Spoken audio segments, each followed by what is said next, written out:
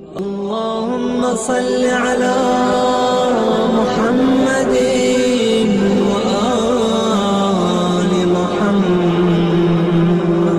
بسم اللہ الرحمن الرحیم. الحمد للہ وکفی وسلام علی عبادہ الذین اصطفی.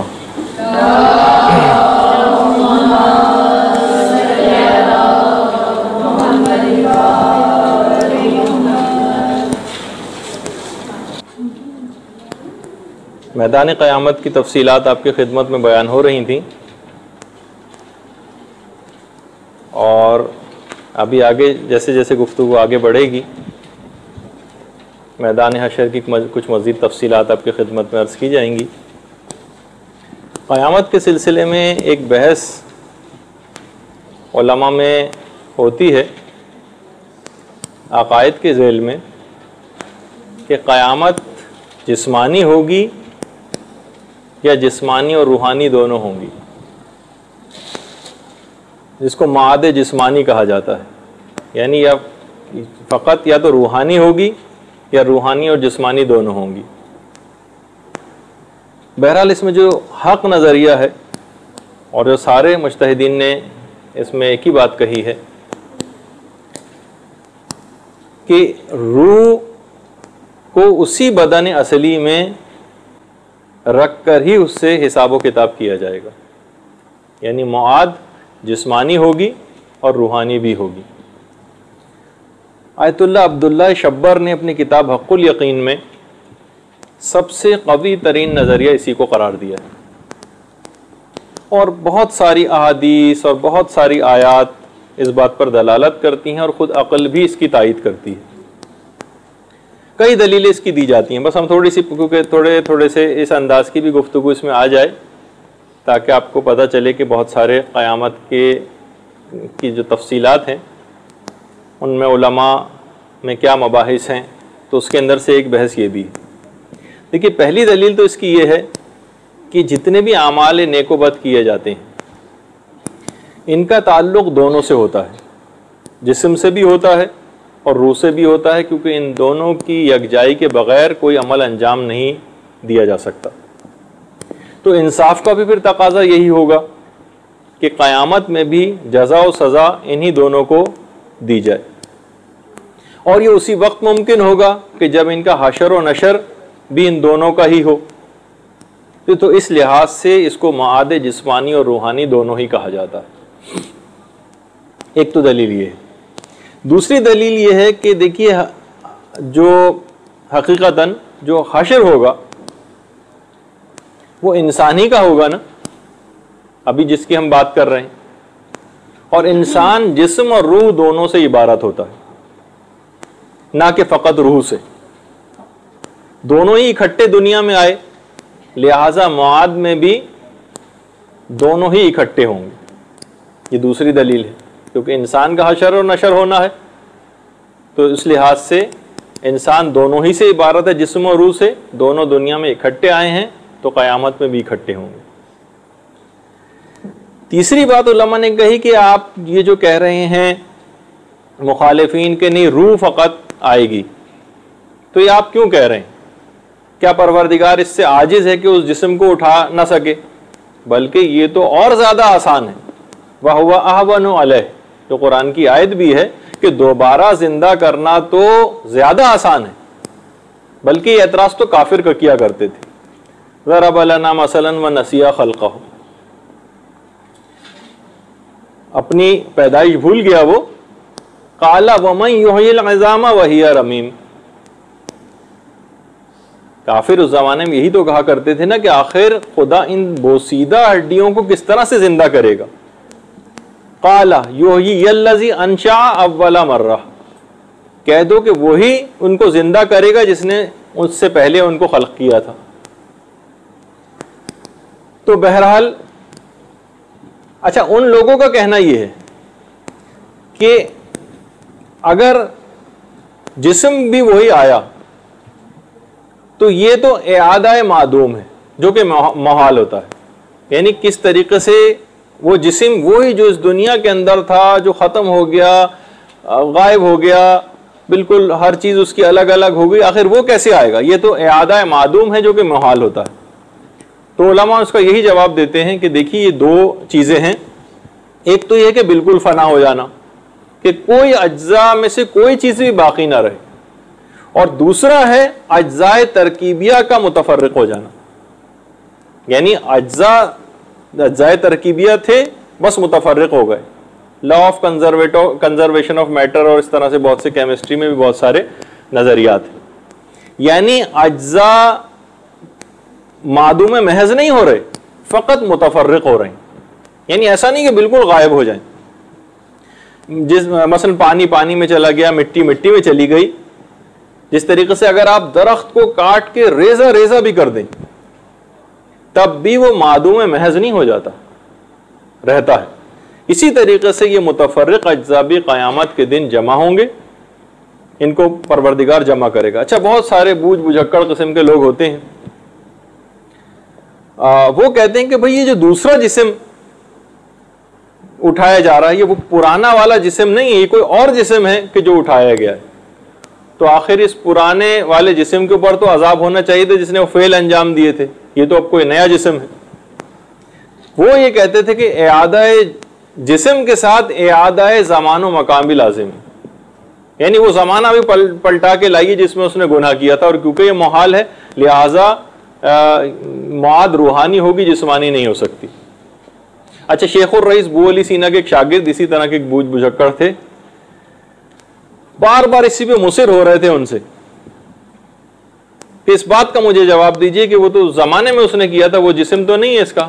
تو شیخ الرئیس بو علی سینا نے کہا کہ تمہارے اس سوال کا جواب دینا بھی تمہاری دلیل سے مجھ پر لازم نہیں ہے، کیونکہ تم وہ نہیں ہو جس نے وہ سوال کیا تھا، اب زمانہ آگے گزر گیا، اب تم کچھ اور ہو، اور میں بھی وہ نہیں ہوں کہ جس نے وہ سوال سنا تھا، تو مجھ پہ تمہارے سوال کا جواب دینا بھی لازم نہیں۔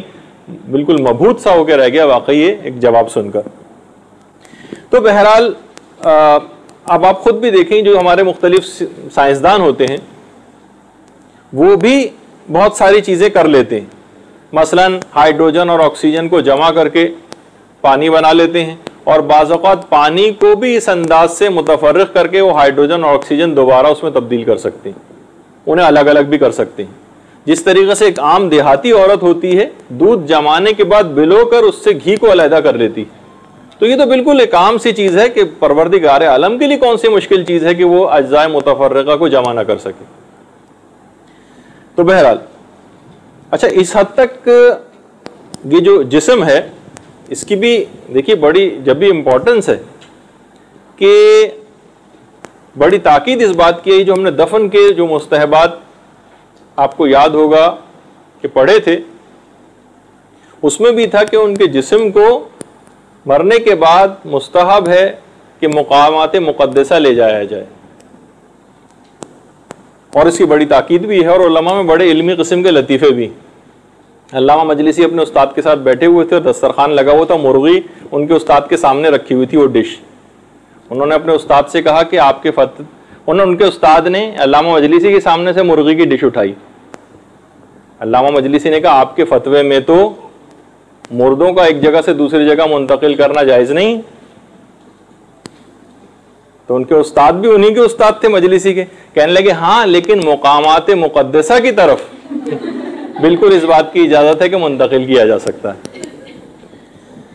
جب بھی ہمارے ایک اور عالم گزرے ہیں شیخ جعفر آل کشف الغطا، بڑا مشہور اور ایک نابغہ شخصیت گزری ہے، ان کا فتویٰ یہ تھا کہ مقامات مقدسہ میں جسم کو منتقل کیا جائے، اور اگر منتقل کرنا ممکن نہ ہو پورا جسم منتقل کرنا، ان کا ایک یونیک فتویٰ تھا جو اور کسی مجتہد کا تو نہیں، کہا جسم کا کوئی حصہ خواہ ایک چھوٹی سی انگلی کیوں نہ ہو وہ کاٹی جائے، اور اس کے بعد اس انگلی کو مقامات مقدسہ میں دفن کیا جائے۔ شیخ جعفر علی کشف الغطا کا فتویٰ تھا۔ وہ کہتے تھے کہ آخرت کے ضرر دور کرنے کا معاملہ زیادہ سنگین ہے بنسبت اس دنیاوی ضرر کے۔ دیکھیے اس دنیاوی ضرر میں کیا ہوگا، بہت ہوا تو ایک ہتک حرمت ہوگی میت کی، لیکن آخرت کی تکلیفوں سے وہ نجات پانے کے لیے بہرحال ضروری ہے کہ دنیاوی نقصان کر لیا جائے اور آخرت میں اس کو عذابوں سے بچا لیا جائے، یعنی دنیاوی نقصان کر کے آخرت کو اگر بچا لیا جائے تو اس میں کوئی حرج نہیں ہے۔ بہرحال کشف الغطا ان کی کتاب بھی ہے، یعنی احکامات شریعت کے چہرے پر گویا پردے اور حجاب پڑے ہوئے ہیں اور انہوں نے اس کو کشف کیا ہے، ان کتاب کا نام ہی ان کا یہ ہے۔ تو اتنی اہمیت تھی اس بات کی، حتیٰ کہ جو واقعہ ملتا بھی ہمیں شیخ نصیر الدین طوسی کی جب انتقال کا جب وقت آیا تھا تو اس وقت بھی شیخ نصیر الدین طوسی نے، حالت احتضار تھی، جان کنی کا عالم تھا، نزع کی کیفیت تھی۔ اچھا اس وقت دیکھیے اس سے بہت ساری چیزیں پتہ چلتی ہیں کہ اس وقت تمام لوگ بھی آپس میں بیٹھے باتیں کر رہے تھے انہی کے سامنے کہ شیخ نصیر الدین طوسی کے انتقال کے بعد ان کے جسم کو، اچھا یہ کاظمین میں تھے، یہ کاظمین میں تھے، تو اس سے بھی افضل جگہ نجف ہے، وہاں ان کے جسم کو منتقل کر دیا جائے۔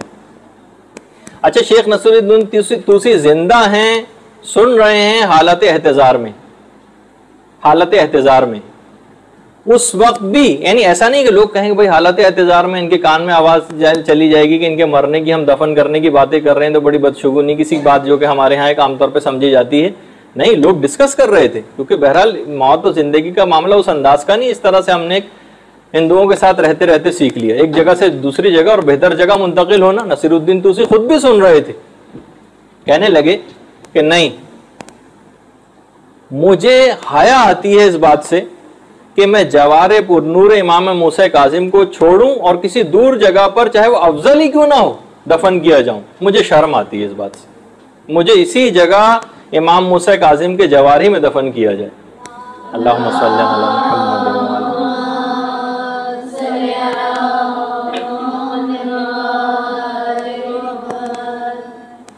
تو بہرحال ہر وقت انسان اپنی آخرت کو مد نظر رکھے، دنیا کو جس اعتبار سے اپنی زندگیوں پر حاوی کیا ہوا ہے یہ نہ کرے۔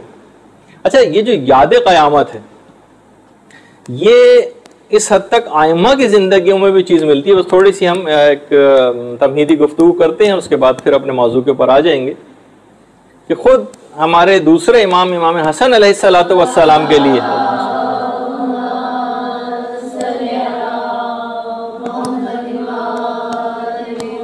چھٹے امام فرماتے ہیں کہ جس وقت امام حسن علیہ السلام جس وقت قیامت کو یاد کرتے تھے تو اس کو یاد کر کے اتنا روتے تھے کہ روتے روتے ہچکیاں بن جاتی تھیں امام حسن کی، بے ہوش ہو جاتے تھے، اور ہوش میں آتے تھے تو پروردگار سے جنت کا سوال کرتے تھے اور دوزخ سے پناہ مانگا کرتے تھے۔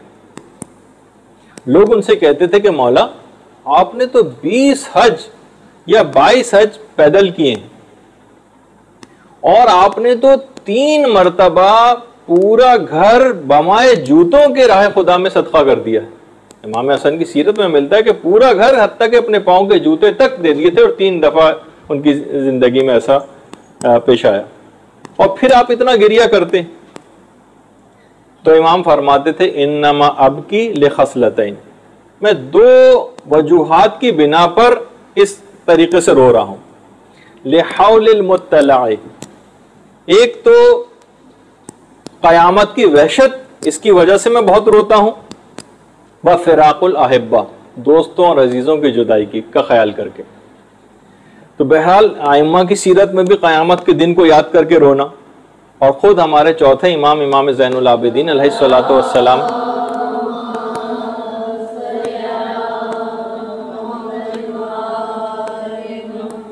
20 یا 22 خود چوتھے امام نے بھی حج کی، 20 یا 22، اور امام نے ایک ہی اونٹنی کے اوپر یہ 20 یا 22 حج کی، اور اس امام کی شہادت کے بعد پھر وہ واقعہ جو ملتا ہے کہ اس اونٹنی نے باقاعدہ قبر امام سے سر کو ٹکرا کے جان دے دی تھی، یعنی اتنی محبت کرنے لگی تھی اونٹنی کہ 20 یا 22 حج امام نے اسی ایک اونٹنی پہ انجام دی، اور کبھی بھی لوگوں نے نہیں دیکھا کہ امام نے ایک دفعہ بھی اس پر تعزیانہ مارا ہو، بلکہ کبھی اس اونٹنی کو تیز بھی چلاتے تھے تو ہوا میں صرف کوڑے کو لہراتے تھے جس سے اونٹنی تیز چلنے لگتی تھی، لیکن کوڑا کبھی مارتے نہیں تھے۔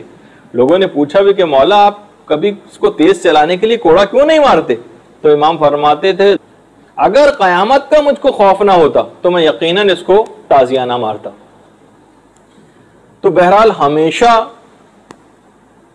موت اور قیامت کو یاد کرتے، اور سورہ الحمد میں جب امام مالک یوم الدین پر پہنچتے تھے تو اس کی اتنی مرتبہ تکرار کرتے تھے، اتنی مرتبہ تکرار کرتے تھے کہ لگتا تھا کہ اب جان نکلی اور اب جان نکلی، صرف اس ایک آیت کو، قیامت کو یاد کر کے۔ اور چھٹے امام کے متعلق ملتا ہے کہ جب وہ سورہ الحمد پڑھتے تھے اور مالک یوم الدین پر آتے تھے تو بے شمار مرتبہ لوگ گن نہیں پاتے تھے، اتنی دفعہ امام مالک یوم الدین کی تکرار کیا کرتے تھے۔ وہ قیامت کے دن کا مالک ہے، قیامت کو اس انداز سے یاد کرنا۔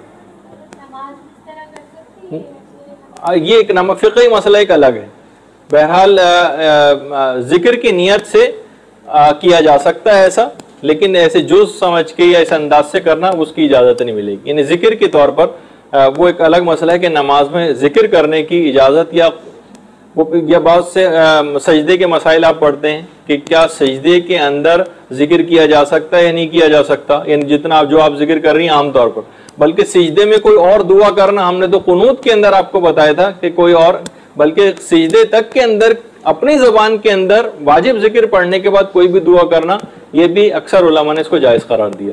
خیر وہ ایک اپنی جگہ پہ اس کی ایک تفصیل ہے فقہی مسائل کے لحاظ سے، اب تو ماشاءاللہ آپ نمازوں کے مسائل پڑھ رہی ہیں، اس کے اندر مولانا سے بھی پوچھیے گا۔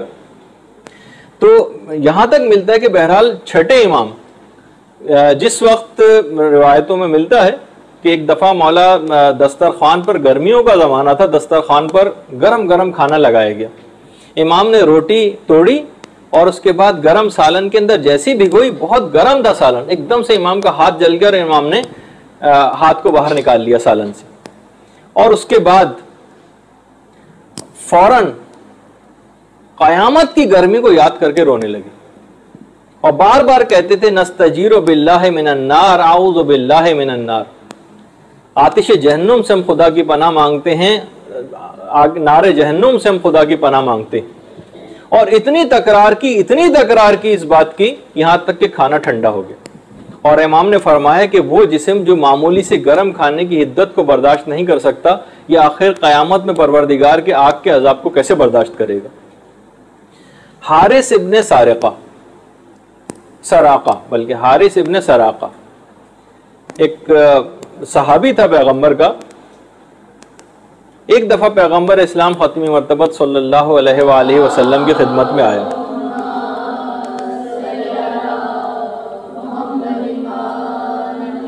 کہ یا رسول اللہ، میں پروردگار عالم کو یاد کرتا ہوں، شب بیداری کرتا ہوں، نماز و روزہ اور مناجات سے میں شدید محبت کرتا ہوں، عشق کرتا ہوں پروردگار سے، یہاں تک کہ اب میں اپنی آنکھوں سے دیکھ رہا ہوں کہ روز حساب آ گیا اور میں دوزخیوں کی پکار تک کو سننے لگا ہوں۔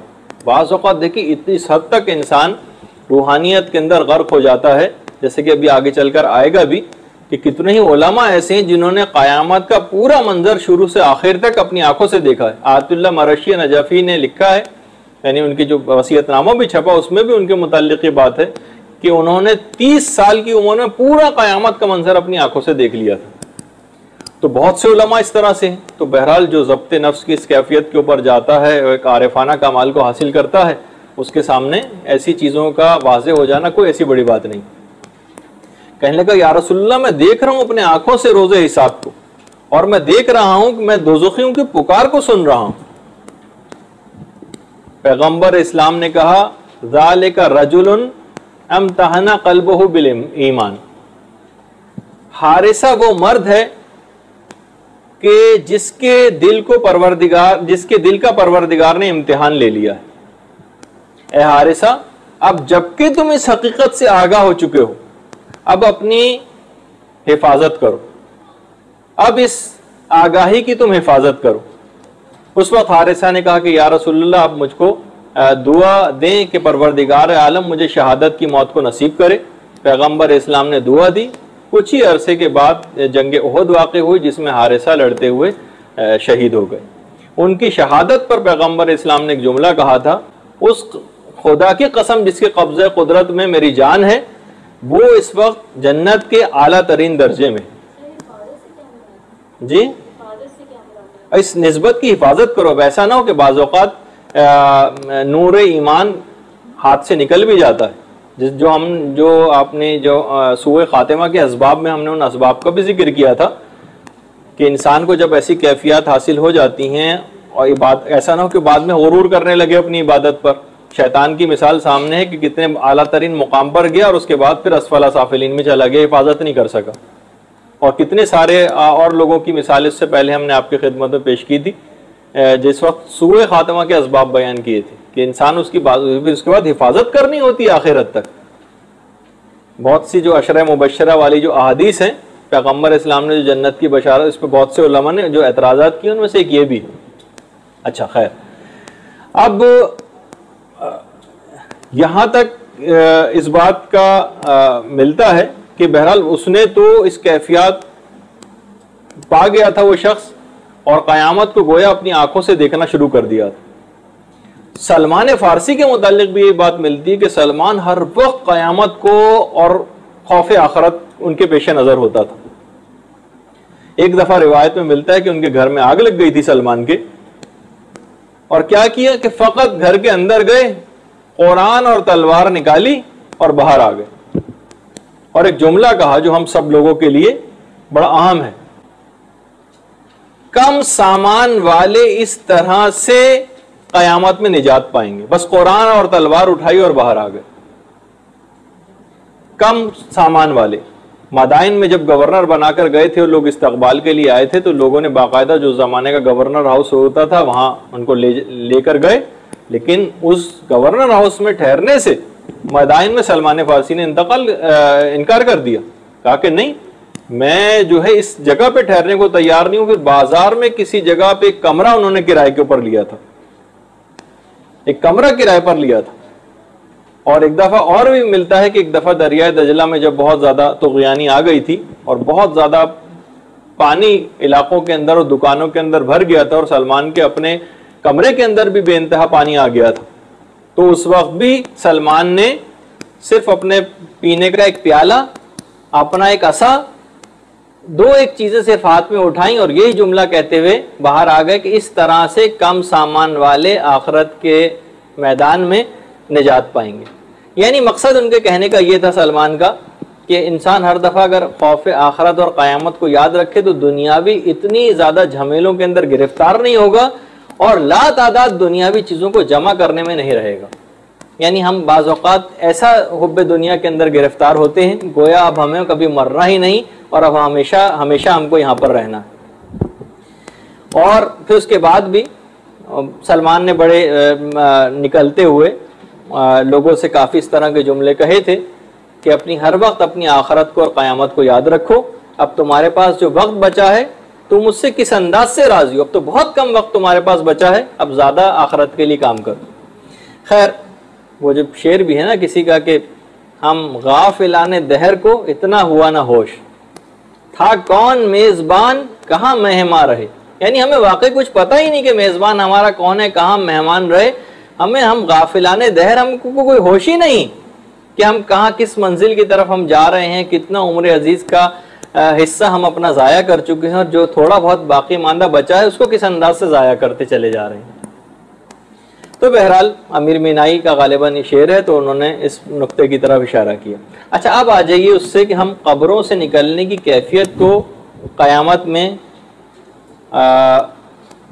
بیان کر رہے تھے. اچھا، پیغمبر اسلام ختمی مرتبہ صلی اللہ علیہ وآلہ وسلم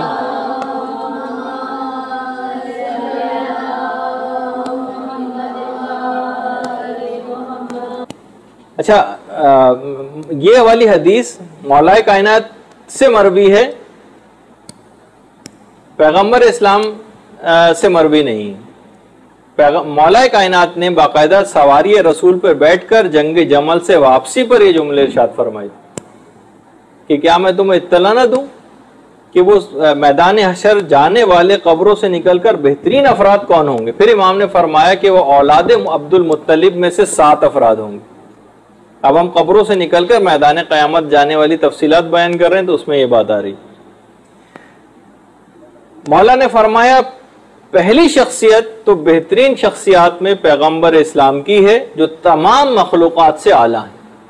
یہ سب سے پہلی شخصیت پیغمبر اسلام کی. دوسری شخصیت مولا نے فرمایا کہ ہر امت میں اس نبی کا جو وصی ہوتا ہے وہ سب سے افضل ہے، اور میں وصی پیغمبر تمام اوصیاء سے افضل ہوں، دوسری شخصیت میری ہوگی. تیسری شخصیت اوصیاء کے بعد شہداء کی ہوگی، شہداء کی. اور افضل ترین جو شخصیات ہیں شہداء میں وہ میرے چچا حمزہ اور میرے بھائی جعفر طیار ہیں. یعنی شہداء میں یہ دو افراد تیسرے اور چوتھے نمبر پہ. پانچویں اور چھٹی شخصیات جو ہوں گی وہ میرے دو بیٹے حسن اور حسین ہوں گے، جو قیامت میں بہترین شخصیات میں شمار ہوتے ہیں. درود بھیج دیجئے محمد و آل محمد.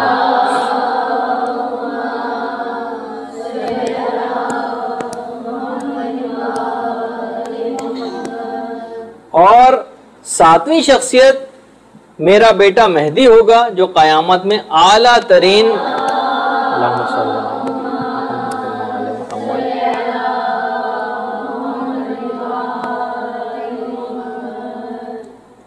جو کہ قیامت میں اعلیٰ ترین مقامات کے اوپر فائز ہوگا. اچھا، پھر ایک حدیث ہے جو کہ پیغمبر اسلام سے بھی ہے کہ قیامت میں 4 سوار بہترین شان و شوکت والے آئیں گے جو سواریوں پر سوار ہوں گے. دیکھیے ابھی ایک گروپ پورا ہم بیان کریں گے جو میدان قیامت میں کچھ لوگ پیدل ہوں گے، کچھ لوگ سواریوں پر ہوں گے، اور کچھ لوگوں کو تو اس قسم کی سواری ہوگی جس طرح کوئی ہنڈولا ہوتا ہے، اس میں بٹھا کر اڑتے ہوئے تیز رفتاری سے پل صراط کو پار کرایا جائے گا. اس کی بھی ایک تفصیل آئے گی. تو پیغمبر سے پوچھا کہ یا رسول اللہ وہ 4 شان و شوکت والے افراد کون سے ہوں گے؟ تو پیغمبر نے فرمایا کہ پہلا تو میں ہوں گا جو براق پر سوار ہوں گا، دوسرے حضرت صالح ہوں گے جو اپنی اسی اونٹنی کے اوپر سوار ہوں گے جس کے پاؤں کاٹے گئے تھے اور جس کو پھر مارا گیا تھا. حضرت صالح اسی اونٹنی کے اوپر اسی پر سوار ہو کر آئیں گے. تیسرے میرے چچا حمزہ ہیں، اور چوتھے علی ہوں گے جو کہ ایک جنتی اونٹ پر سوار ہوں گے. ان کے ہاتھ میں لوائے حمد ہوگا، ایک پرچم ہوگا جس کے اوپر کلمہ لکھا ہوا ہوگا، اور علی لا الہ الا اللہ محمد الرسول اللہ کی صدائیں بلند کرتے ہوئے ساتھ ساتھ چل رہے ہوں گے. اہل محشر اللہم صلی علی محمد و آل محمد. اہل محشر جب علی کو دیکھیں گے تو وہ یہ سمجھیں گے کہ شاید یہ کوئی مقرب فرشتہ ہے یا کوئی اولو العزم پیغمبر ہے، یا وہ فرشتہ ہے کہ جس نے آسمانوں کو اور عرش کو اٹھایا ہوا ہوتا ہے. تو پروردگار کی طرف سے عرش سے ایک ندا آئے گی کہ اے انسانوں، نہ تو یہ اولو العزم پیغمبر ہے، نہ یہ کوئی مقرب فرشتہ ہے، اور نہ یہ وہ فرشتہ ہے کہ جس نے عرش کو اٹھایا ہوا ہے، بلکہ یہ اسد اللہ الغالب علی ابن ابی طالب علیہ الصلوۃ والسلام.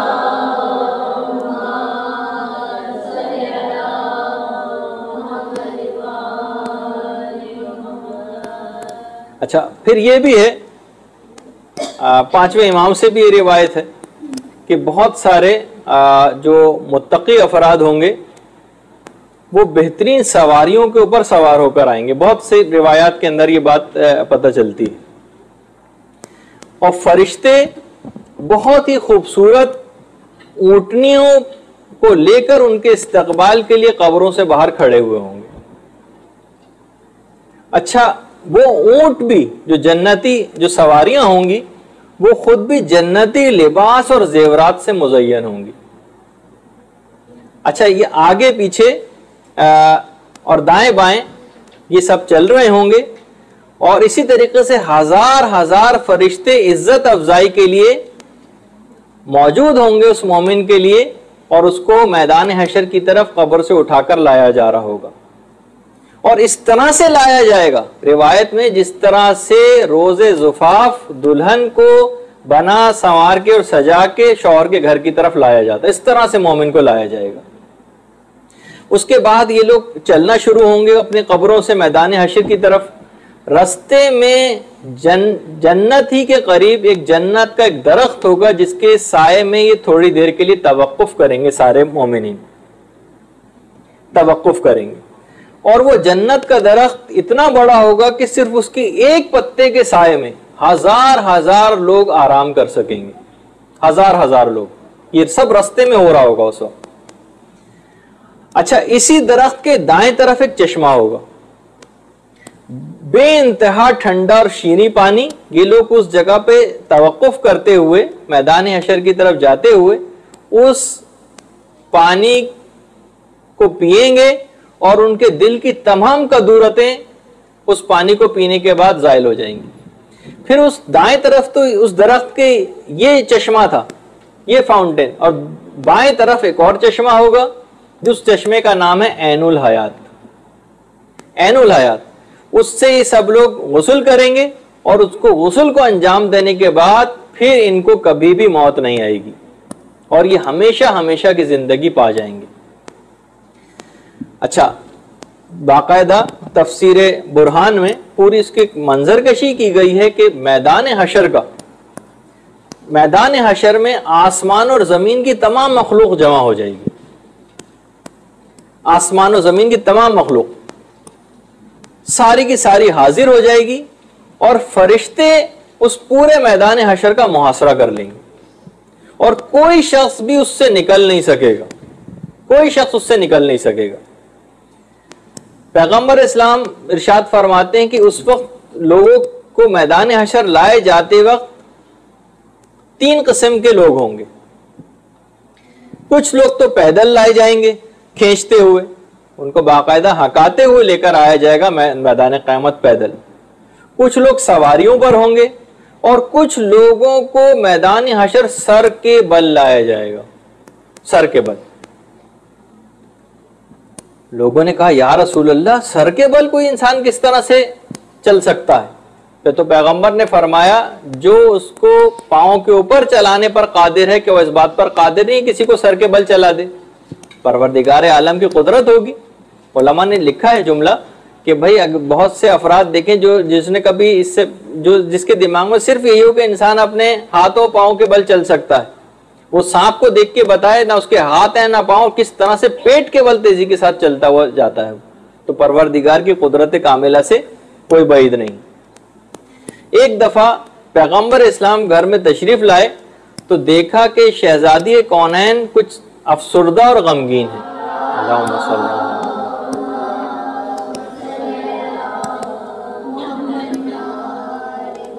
کہنے لگی بابا, میں جب سبب پوچھا پیغمبر نے اس اداسی کا تو کہا کہ بابا میں میدان قیامت لائے جانے کی کیفیت کو سوچ کر پریشان ہو رہی تھی کہ کس طرح سے لوگ عریاں وہاں پر میدان قیامت میں لائے جائیں گے, جس کی ہم ایک تفصیل پہلے بتا چکے. میں اس دن کی سختی کو یاد کر کے پریشان ہو رہی تھی.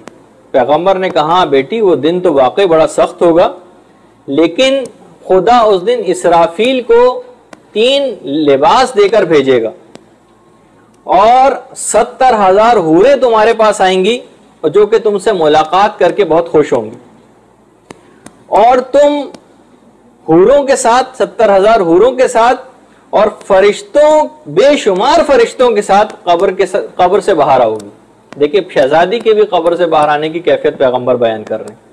اور تم جنت کی طرف میدان حشر کی طرف رواں دواں ہوں گی. راستے میں حضرت مریم 70,000 حوروں کے ساتھ تمہارا استقبال کرے گی. حضرت مریم شہزادی کا 70,000 حوروں کے ساتھ استقبال کریں گی, تمہیں سلام کریں گی اور تمہارے ساتھ ہو جائیں گی. کچھ آگے چلو گی تو تمہاری ماں خدیجہ طاہرہ 70,000 حوروں کے ساتھ, اللہم صلی علی محمد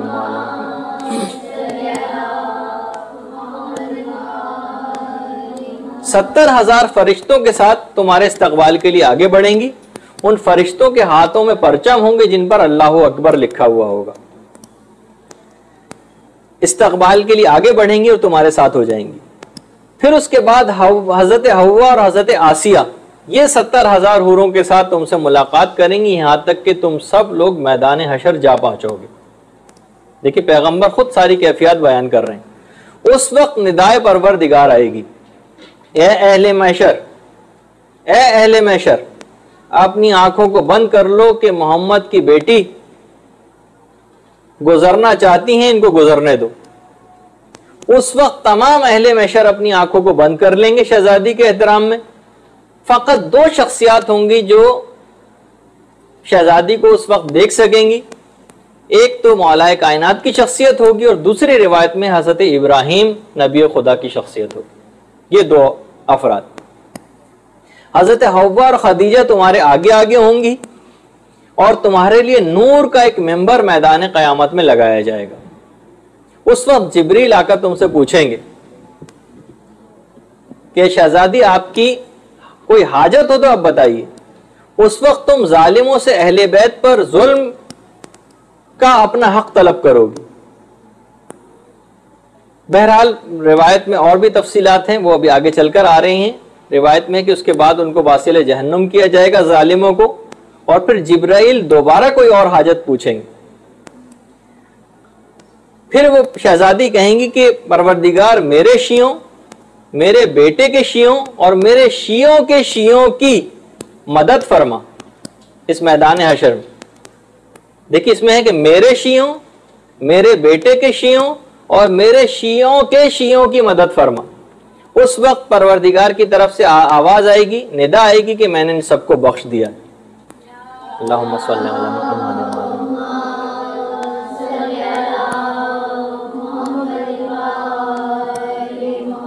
پھر شہزادی سے کہا جائے گا اب آپ جنت تشریف لے جائیں. تو شہزادی کہیں گی کہ جب تک میں یہ نہ جان لوں کہ میرے بیٹے کے ساتھ کیا سلوک کیا گیا تب تک میں میدان حشر سے نہیں جاؤں گی. پروردگار کی طرف سے ندا آئے گی کہ فاطمہ وسط میدان قیامت میں نگاہ کرو. اس وقت شہزادی دیکھیں گی کہ امام حسین بغیر سر کے میدان حشر میں کھڑے ہوئے ہیں. اس وقت شہزادی غمناک ایک چیخ ماریں گی، روایت میں ہے، اور بے انتہا گریہ کرنا شروع کریں گی. پیغمبر اسلام فرماتے ہیں کہ میں بھی اس وقت دردناک آواز میں گریہ کروں گا اور فرشتے میرے گریہ اور فریاد سن کر فرشتے بھی رو پڑیں گے. اس وقت خداوند عالم کو جلال آ جائے گا. یہ دیکھیے سب میدان حشر کی کیفیات. اس وقت پروردگار ہب ہب نامی ایک آگ ہے، ہب ہب جو ایک خاص قسم کی آگ ہے جس کو 1000 سال تک پروردگار نے جلایا تھا اور وہ جلنے کے بعد وہ آگ سیاہ پڑ گئی تھی. اس آگ کے اندر کوئی خوشی داخل نہ ہوئی ہوگی اور اس آگ سے کوئی غم اور مصیبت باہر نہ نکلی ہوگی، اور حکم ہوگا اس آگ کو کہ قاتلان حسین اور حاملان قرآن، یعنی وہ قاتل حسین چاہے وہ قرآن کا کوئی حافظ ہی کیوں نہ ہو، اس کو لایا جائے. جہنم کی وہ آگ لپک کے اس کو شکنجوں میں جکڑ کے ان لوگوں کو لائے گی، اور وہ لوگ اس آگ کی خصوصیت ہے کہ جب وہ لوگ اس آگ کے اندر جاتے ہوئے روئیں گے تو آگ میں سے بھی ایسی آواز نکلے گی رونے کی. جس وقت وہ غرائیں گے تو وہ ہب ہب نامی آگ بھی غرائے گی. اس کے بعد پیغمبر اسلام فرماتے ہیں کہ قیامت میں فاطمہ کو نور کے گنبد کے اندر لایا جائے گا. امام حسین اپنے سر کو اپنے ہاتھوں میں اٹھائے ہوئے اس گنبد کے اندر داخل ہوں گے. انہیں دیکھ کر فاطمہ شدید گریہ کریں گی اور پورے اہل محشر، تمام مقرب فرشتے، تمام انبیاء و مرسلین سب بلک بلک کر رونے لگیں گے. اس وقت پروردگار عالم بطور تمثیل امام حسین کی شکل کے ایک شخص کو خلق کرے گا جو قاتلان حسین سے جنگ کرے گا. خدا ان تمام قاتلوں کو اور ان کے امام کے قتل میں جو شریک افراد تھے ان سب کو اس تمثیل کے ذریعے قتل کیا جائے گا. پھر اس کے بعد ان تمام لوگوں کو قتل کرنے کے بعد دوبارہ زندہ کیا جائے گا اور امیر المومنین اپنے ہاتھوں سے ان افراد کو دوبارہ قتل کریں گے. قتل کرنے کے بعد انہیں پھر زندہ کیا جائے گا اور امام حسن اپنے ہاتھوں سے ان کو قتل کریں گے. پھر اس کے بعد انہیں پھر زندہ کیا جائے گا اور امام حسین اپنے ہاتھوں سے ان کو قتل کریں گے اور واصل جہنم کریں گے. اور اس کے بعد روایت میں یہاں تک ہے کہ پیغمبر فرماتے ہیں کہ ہمارے ذریت میں سے کوئی شخص ایسا نہیں بچے گا کہ جو انہیں موت کی نیند نہ سلائے. ہمارے کلیجے اس وقت ٹھنڈے ہوں گے جب ہم اپنے ہاتھوں سے ان قاتلان امام حسین سے انتقام لیں گے. پھر اس کے بعد روایت میں ہے کہ خدا کے غیظ سے پردہ اٹھے گا، لوگ اپنے تمام غم و حزن کو بھول جائیں گے.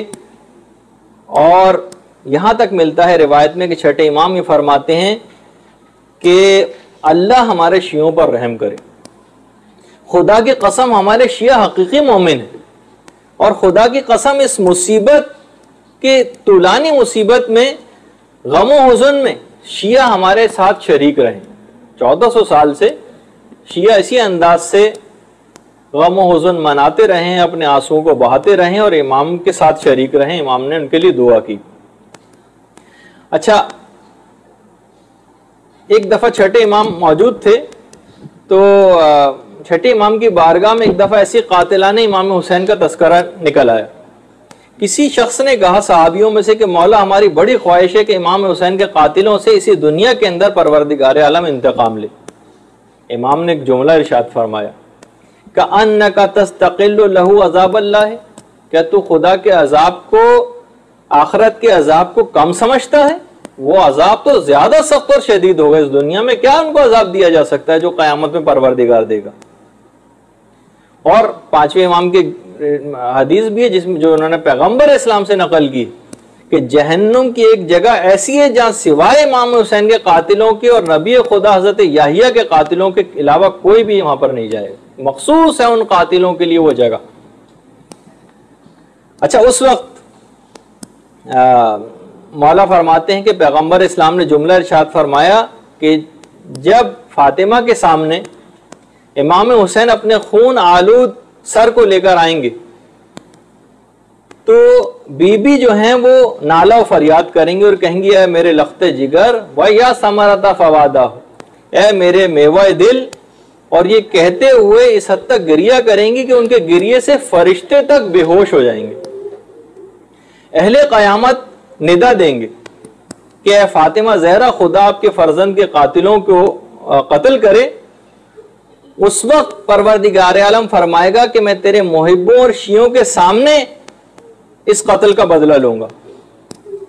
اور پھر اس کے بعد بہرحال بدلہ لیا جائے گا، پوری وہ تفصیل جو ابھی آپ نے سنی ہے. اس کے بعد پھر شہزادی ایک بہشتی سواری پر سوار ہوں گی اور 70,000 فرشتے تسبیح، تمجید اور تحلیل، لا الہ الا اللہ اور اللہ اکبر کے نعرے لگاتے ہوئے پروردگار کی حمد و ثنا کرتے ہوئے جنت کے راستے کی طرف چلیں گے.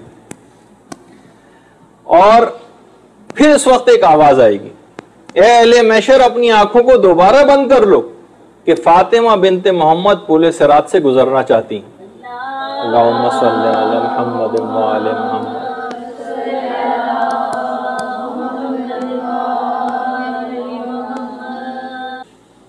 شہزادی فاطمہ اپنے شیعوں کے ساتھ پل صراط پر بجلی کی تیزی کے ساتھ گزر جائیں گے. یہ جملہ ہے روایت کا.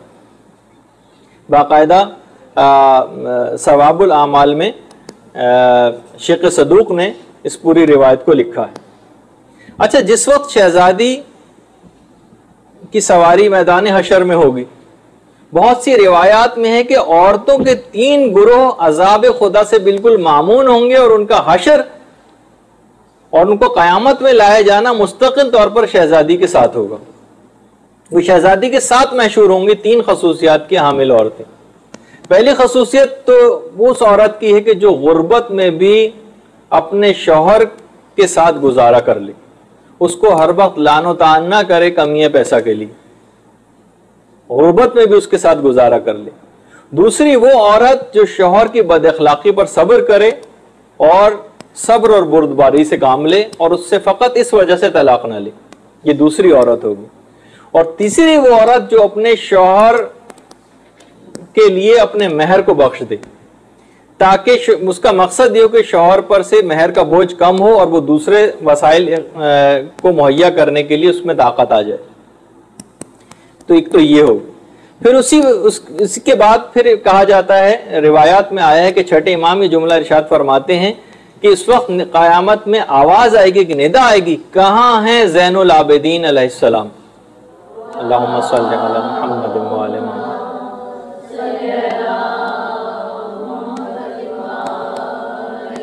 چھٹے امام فرماتے ہیں میں گویا دیکھ رہا ہوں کہ علی ابن الحسین قیامت میں لوگوں کی صفوں کو چیرتے ہوئے آگے بڑھتے ہوئے جا رہے ہیں. اور پیغمبر اسلام سے بھی بالکل یہی حدیث کہ قیامت میں ندا آئے گی کہ کہاں ہے زین العابدین. تو علی ابن الحسین، میں دیکھ رہا ہوں، پیغمبر فرماتے ہیں میں دیکھ رہا ہوں کہ علی ابن الحسین صفوں کو چیرتے ہوئے اور جھومتے ہوئے میدان قیامت میں آ رہے ہیں۔ علل الشرائع میں شیخ صدوق نے بھی اس روایت کو لکھا ہے۔ باقاعدہ یعنی زین العابدین کہہ کر امام کی جو خصوصیت تھی عبادات کو انجام دینا، ایسی امام عبادات کو انجام دیتے تھے کہ خود جملے ہیں پانچویں امام کے کہ میرے پدر بزرگوار کے مقام سجدہ پر جتنے گٹے پڑ جاتے تھے سال میں 2 مرتبہ ان گٹوں کو کٹواتے تھے۔ جب بھی میں نے ایک دفعہ آپ کی خدمت میں پہلے پیش کیا تھا، جس کی وجہ سے امام کا ایک لقب بھی ہے ذو الصفنات۔ ہر دفعہ 5 سجدے کی جگہوں پر سے گٹے پڑ جایا کرتے تھے۔ اچھا، اس کے بعد بہرحال امام کو دیکھیے کہ خاص طریقے سے باقاعدہ بچایا بھی گیا، اور روایات میں یہ بھی ہے کہ جب روز عاشور کوئی شخص ظاہر ہے کہ ظالمین تو امام کے خیمے میں دفاع کیا کرتا تھا۔ اچھا، اسی طریقے سے جو شخص بھی یہ چاہے کہ آپ نے ابھی سنا کہ شہزادی کے ساتھ کون سی خواتین آئیں گی، کون سی خصوصیات کی حامل، کہ وہ بھی آپ اپنے اندر پیدا کر لیں۔ اسی طریقے سے جو شخص بھی یہ چاہے کہ وہ میدان قیامت میں اپنے آقا اور مولا امیر المومنین علی ابن ابی طالب علیہ السلام کے ساتھ آئے،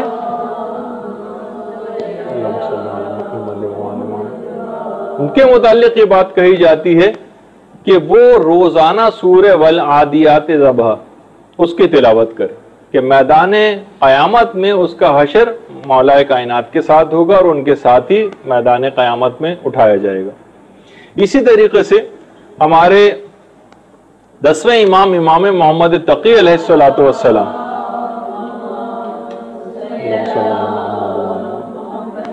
ایک صحابی نے باقاعدہ امام کی خدمت میں ایک خط بھجوایا اور کہا، اس خط کے اندر یہ لکھا کہ میں چاہتا ہوں کہ میں اس دنیا اور آخرت میں آپ کے ساتھ رہوں، تو آپ کوئی ایسا طریقہ مجھے بتائیے کہ میں دنیا اور آخرت میں آپ کے ساتھ رہوں۔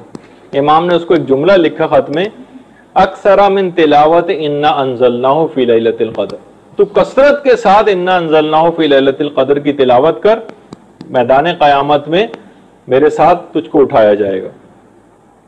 تو اور پھر اس کے بعد امام نے ایک جملہ اور بھی لکھا، وَرَتِّبْ شَفْتَيْكَ بِالْإِسْتِغْفَارِ، اور اپنی زبان کو، اپنے لبوں کو تم استغفار کے ذریعے تر رکھو، یعنی ہر وقت پروردگار عالم سے استغفار کرتے رہو۔ جب استغفار کرتے رہو گے، بار بار توبہ کی طرف متوجہ رہو گے، تو خود بخود اس بات کی صلاحیت پیدا ہو جائے گی کہ تمہیں میرے ساتھ قیامت میں اٹھایا جائے۔ اور یہی جملہ جب پیغمبر اسلام سے ایک دفعہ پوچھا گیا تھا کہ مولا میں چاہتا ہوں، یا رسول اللہ میں چاہتا ہوں کہ آپ کے ساتھ میں قیامت میں بھی رہوں، تو پیغمبر نے وہ جملہ کہا تھا کہ کثرت سجدہ کے ذریعے میری مدد کرو، یعنی خدا کے احکامات کے آگے سر تسلیم کو خم رکھو، تو پھر تم میرے ساتھ قیامت میں اٹھائے جاؤ گے۔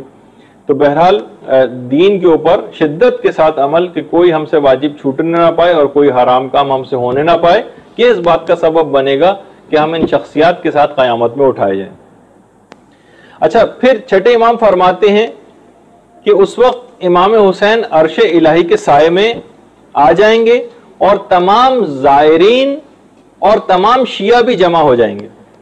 اس وقت پروردگار اپنی رحمت سے اس حد تک ان لوگوں کو سرفراز کرے گا کہ سوائے خدا کے کوئی اس کو بیان بھی نہیں کر سکتا۔ اس حد تک پروردگار کی رحمت ان لوگوں کے اوپر نچھاور ہوگی کہ اس کو کوئی بیان بھی نہیں کر سکتا سوائے پروردگار عالم کے۔ حوران جنت باقاعدہ جنتی مردوں کو پیغام بھجوائیں گی جنت سے کہ آپ کب ہمارے پاس تشریف لائیں گے جنت، تو جواب میں کہیں گے کہ ہم تمہارے پاس انشاءاللہ جلد آئیں گے، لیکن اس وقت ہمیں ہمسائیگی امام حسین سب سے زیادہ عزیز ہے۔ ہم امام کی ملاقات کو تم سے ملاقات پر ترجیح دیتے ہیں۔ باقاعدہ جو دیکھیے اس میں زائرین کا بھی لفظ تھا کہ زائرین اور شیعہ، اور یہ بھی ام ایمن سے روایت ہے کہ جو کہ پیغمبر اسلام سے نقل کی ہے کہ ملائکہ نورانی قلم سے جو بھی ظاہر حسین ہوتا ہے نورانی قلم سے اس کی پیشانی پر ایک جملہ لکھتے ہیں، اتنا نور ہوگا یہ اس عبارت کا ان کی پیشانی پر کہ قیامت میں لو اہل محشر کی آنکھیں اس سے خیرہ ہونے لگیں گی، اس نور سے، اور اسی نور سے یہ ظاہر امام حسین پہچانا جائے گا قیامت کے دن۔ دیکھیے پیغمبر اسلام کی اور معصومین کی ہمراہی ایک اتنا بڑا خواب ہے مومن کا کہ باقاعدہ زیارت عاشورہ کے اندر بھی یجعلنی معکم فی الدنیا والآخرہ، پروردگار یہ جو ہم دعا کرتے ہیں کہ دنیا اور آخرت میں ہمیں ان افراد کے ساتھ قرار دے، بلکہ یہاں تک ہے بہت سی زیارات میں کہ پروردگار مجھے بھی اس مقام محمود پر پہنچا دے جس پر تو نے ان شخصیات کو پہلے سے فائز کر رکھا ہے۔ علماء نے لکھا ہے کہ ہم جیسا نالائق،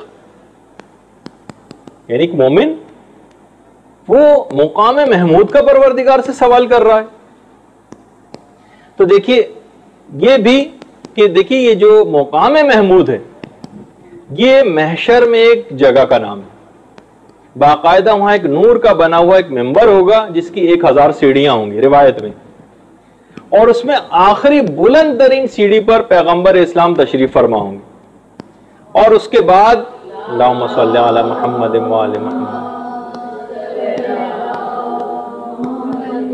اس کے بعد اگلی سیڑھی پر مولا کائنات بیٹھے ہوئے ہوں گے، اور اس کے بعد دیگر ائمہ اور انبیاء حفظ مراتب حسب مراتب وہ بیٹھے ہوئے ہوں گے، اور اس کے بعد مخلص مومنین ہوں گے جنہوں نے روحانی طہارت اس دنیا میں حاصل کر لی ہوگی، وہ بھی اس مقام محمود والے نورانی منبر پر اپنے مقام پر بیٹھے ہوئے ہوں گے۔ اچھا شیخ صدوق فرماتے ہیں کہ اس وقت پیغمبر اسلام ایک بہترین خطبہ پروردگار کی شان میں دیں گے، اور ایسی خدا کی حمد و ثنا کریں گے اس سے پہلے کبھی کسی نے نہ کی ہوگی۔ اسی وقت میدان قیامت کی ساری بات ہو رہی۔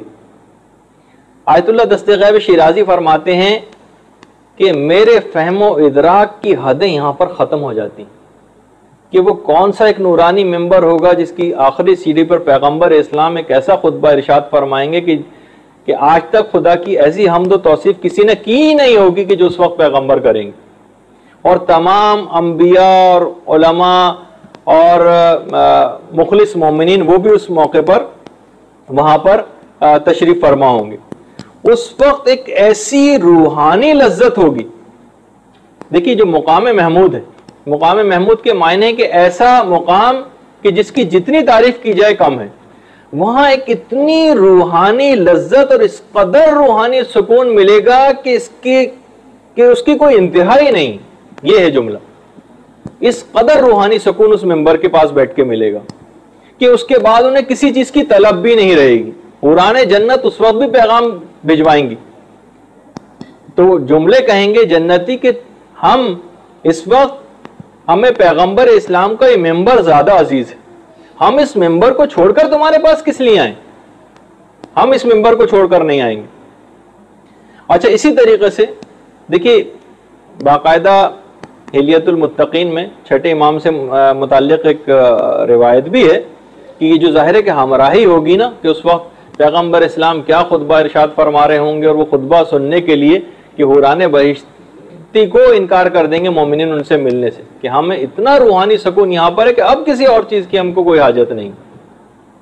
امام صادق فرماتے ہیں کہ جن مجالس میں بھی پروردگار عالم اور ہم اہل بیت کا تذکرہ نہ کیا جائے، قیامت میں وہ تمام مجالس اور محافل حسرت و یاس کا شدت کے ساتھ مومن ان سے حسرت و یاس کا اظہار کرے گا۔ اور 8ویں امام ہمارے جملہ ارشاد فرماتے ہیں، امام علی رضا علیہ الصلوۃ والسلام،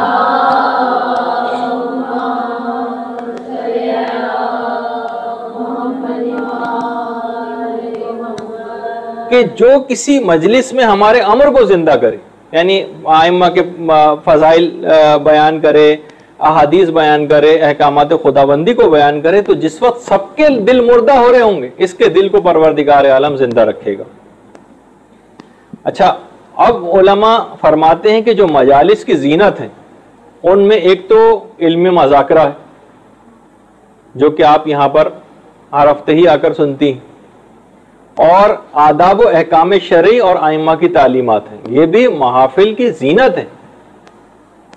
اور پانچویں امام سے تو یہاں تک روایت ہے کہ جو ایک علمی مذاکرہ ہوتا ہے وہ نماز مقبول کا ثواب دلواتا ہے۔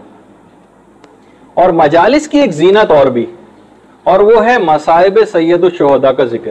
یہ مجالس اور محافل کی زینت کہا گیا ہے اس کو، یعنی جو صحیح طور پر محافل میں امام کا صحیح ذکر کرے، اس میں کسی جھوٹ اور مبالغے کی آمیزش نہ کرے۔ باقاعدہ ملتا ہے روایات میں جو حکایات ہیں کہ آیت اللہ وحید باقر بیبہانی جو استاد الاصولیین کہلاتے ہیں، ان کے ایک بیٹے تھے شیخ محمد علی، وہ خود بھی بہت بڑے عالم تھے۔ ان کے پاس ایک شخص آیا اور کہنے لگا کہ میں نے ایک عجیب و غریب خواب دیکھا ہے کہ خواب میں دیکھتا ہوں کہ میں امام حسین کے جسم کو اپنے ناخنوں سے زخمی کر رہا ہوں۔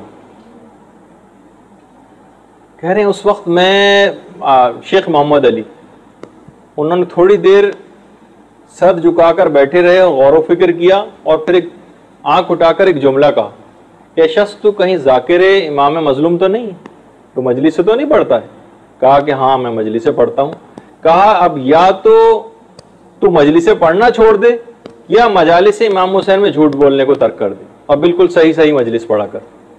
تو باقاعدہ اس کے بعد پھر خیر وہ گیا، تو بہرحال ہمیں اس جملہ بیچ میں آ گیا تھا، تو میں نے کہا کہ ہمیں صحیح طور پر جو صحیح مصائب ہیں وہی امام کے اتنے زیادہ ہیں کہ باقاعدہ روایتوں کے اندر جملہ یہ ہے کہ جو بھی غم امام حسین میں آنسو بہائے جاتے ہیں، پروردگار ان کو قیامت کے دن در اور نگینے کے اندر تبدیل کر دے گا، باقاعدہ جس طرح ہیرے جواہرات میں تبدیل ہو جائیں گے۔ اور عزادار کو یہ حکم ہوگا کہ تم ان آنسوؤں کو، یہ جو اب ہیرے کی شکل اختیار کر گئے ہیں اور نگینے کی شکل اختیار کر گئے، ان کو اپنے ہاتھ میں رکھو، انبیاء کے سامنے ان کو لایا جائے گا اور انبیاء سے کہا جائے گا کہ اس نگینے کی قیمت لگاؤ۔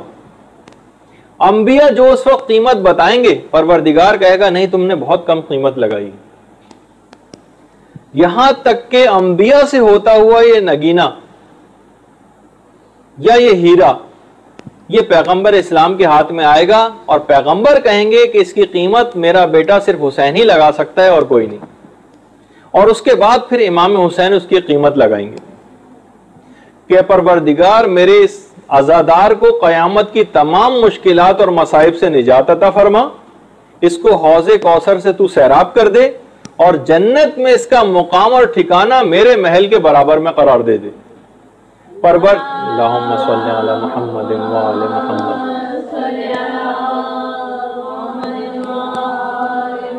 پروردگار عالم کہے گا کہ اے حسین میں نے اس ہیرے کو خرید لیا اور جو کچھ تم نے کہا ہے میں نے وہ سب کچھ عطا کر دیا۔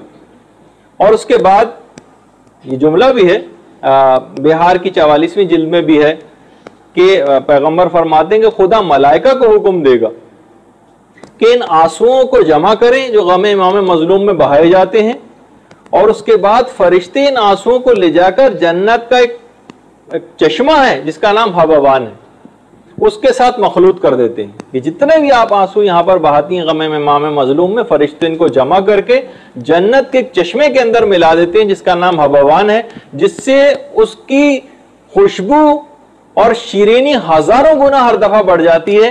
جو جتنے بھی ہم یہاں پر مصائب امام مظلوم میں آنسو بہا رہے ہیں، اس کا کتنا ہم ہی کو زیادہ ثواب اور فائدہ مل رہا ہے۔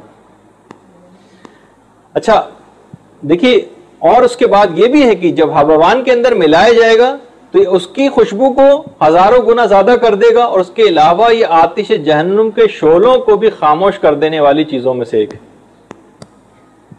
اور یہاں تک ملتا ہے روایات میں کہ جب چھٹے امام کے سامنے ان کے اپنے جد امام حسین کا نام لیا جاتا تھا تو سارا دن انتہائی غمزدہ رہتے تھے اور مسکراتے تک بھی نہیں تھے، اور فرماتے تھے کہ حسین ہر مومن کے لیے رونے کا سبب، ہر مومن کے لیے۔ اور باقاعدہ جو خصائص حسینیہ کے نام سے کتاب لکھی ہے اس میں امام حسین پر رونے کے تقریباً 12 اسباب کو نقل کیا. فرماتے ہیں کہ امام حسین پہ جو گری کے اسباب ہیں وہ 12 ہیں. پہلا سبب تو یہ کہ عالم ارواح میں جب امام حسین کے نور کو دیکھا تھا حضرت آدم نے اور ان کے سامنے پھر واقعات کربلا بھی پیش کیے گئے تھے, اس وقت بھی انہوں نے شدید گریہ کیا تھا حضرت آدم نے, تو امام حسین کے نور کا مشاہدہ کیا تھا. اچھا اسی طریقے سے جب حضرت ابراہیم نے زمین و آسمان کا مشاہدہ کیا تھا تو عرش کے نیچے 5 انوار کو دیکھا تھا. جب 5ویں پر نگاہ پڑی تھی تو خود بخود حضرت ابراہیم کی آنکھوں سے آنسو جاری ہو گئے تھے. ایک تو سبب یہ. دوسرا رونے کا امام حسین پر سبب ہے آپ کا نام نامی, ادھر آپ کا نام آیا اور ادھر مومنین کا دل بھر آیا, یہ دوسرا سبب قرار دیا. تیسرا سبب ہے ذکر امام حسین کہ آدم و زکریا نے جب کہا کہ جب ہم نے 5ویں کا نام ان کے سامنے لیا گیا ان انوار میں سے, تو انہوں نے بھی کہا کہ اس سے ہمیں گریہ پیدا ہو رہا ہے اور ہمارا دل ریزہ ریزہ ہو رہا ہے اس نام کو سن کر. چوتھا سبب ہے آپ کی طرف دیکھنا. پیغمبر اسلام جب کبھی امام حسین کے چہرے کی طرف نگاہ کرتے تھے شدت کے ساتھ گریہ کرنے لگتے تھے. پانچواں سبب ہے امام کی قبر مبارک کی جانب دیکھنا. ادھر امام کی قبر کی طرف نگاہ جاتی ہے اور ادھر مومن کا دل بھر آتا. اسی طریقے سے چھٹا سبب بیان کیا ہے شیخ طوسی نے, امام کے جسم اطہر کو مس کرنا, کہ نانا جب کبھی آپ کے جسم پر ہاتھ لگاتے تھے اور آپ کو پیار کرتے تھے تو فوراً رونے لگتے تھے. امام حسین پوچھتے تھے کہ یار نانا آپ روتے کیوں ہیں؟ کہا کہ بیٹا تیرے جسم پر تلواروں کے لگنے کی جگہوں کو چوم کر روتا ہوں. ساتواں سبب بیان کیا کہ وہ 5 میخیں جو کشتی نوح کے لیے حضرت جبریل لے کر آئے تھے, اور جب انہوں نے ٹھوکی تھی جب 5ویں میخ اور ان کے ہاتھ سے خون جاری ہوا تھا, اور اس کے بعد جو اس کا سبب بتایا تھا اس کو سن کر بھی حضرت نوح رونے لگے تھے. اس کے علاوہ روایات میں یہ بھی کہ حوران بہشتی تک امام حسین کے اوپر گریہ کرتی.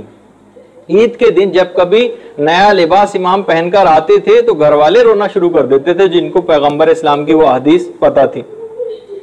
حتیٰ کہ کسی جنگ میں جب کامیابی حاصل کر کے آتے تھے تو امیر المومنین رونا شروع کر دیتے تھے جب امام حسین کو کسی جنگ میں کامیابی ملتی تھی.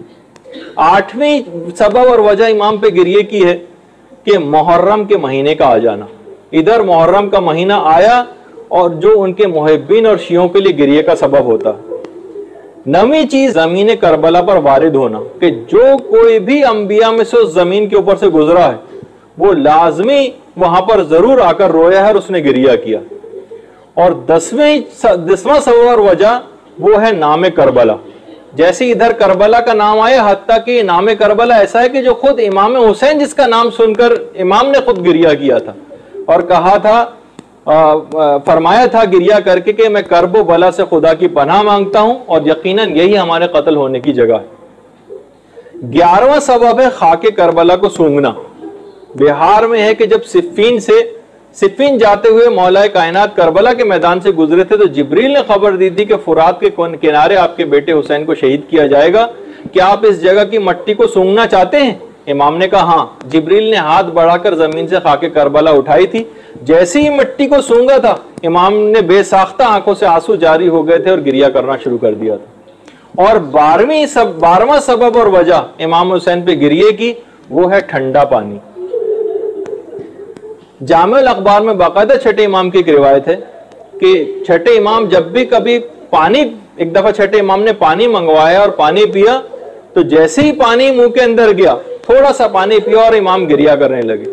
کہا ہے داؤد جو کہ راوی تھا, خدا لعنت کرے قتل حسین کرنے والوں پر, کہ امام حسین کی یاد زندگی کو بے مزہ کر دیتی. جب بھی ٹھنڈا پانی پیا جاتا ہے امام حسین کی اس سے یاد آتی ہے. اور خود امام کا ہی جملہ ارشاد فرماتے ہیں کہ شیعتی ما ان شربتم ما عذب فاذکرونی, جب کبھی ٹھنڈا پانی پیو تو تم مجھ کو ضرور یاد کرو.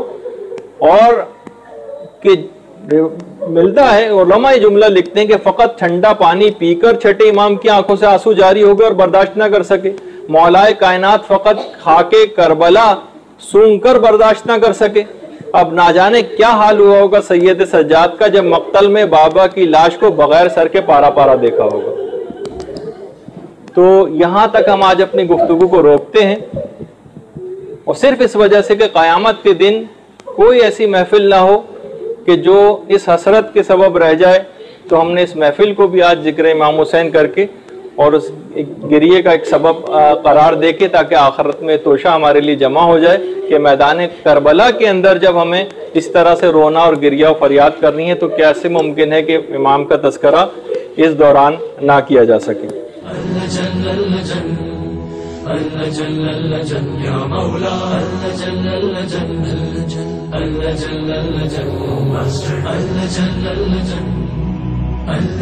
يا صاحب السماء